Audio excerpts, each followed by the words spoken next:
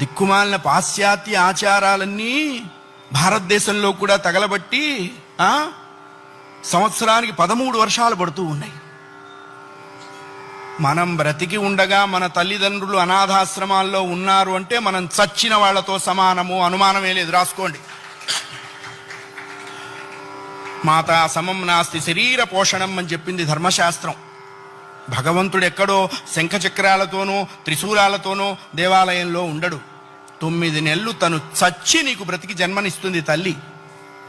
దేవాలయానికి వెళ్ళినప్పుడు దేవుడు కనపట్టలేదు నాన్న అని మనం ఏడిస్తే ఆ తండ్రి వారి భుజాల మీద మనల్ని కూర్చోబెట్టి దేవుణ్ణి చూపిస్తాడు. అప్పుడు మనకి తెలుస్తావు మనం కూర్చున్నదే భగవంతుడి భుజాల మీద అని.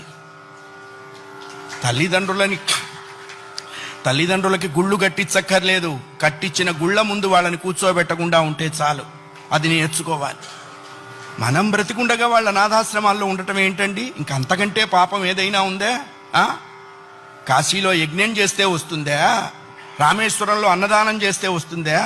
జన్మనిచ్చిన తల్లిదండ్రుల ప్రధానము. వాళ్ళని నువ్వే సేవించాలి. భగవంతుని సేవించకపోయినా నష్టం లేదు, బోల్డు మంది ఉన్నారు. జన్మనిచ్చిన తల్లిదండ్రుల్ని సేవించాలి, అది కర్తవ్యము. రామాయణం అదే చెప్పింది. అయ్యా, ఆ అభిప్రాయం లేనివాడు పశువు అనకూడదన్నారండి. పశువులు పోటీ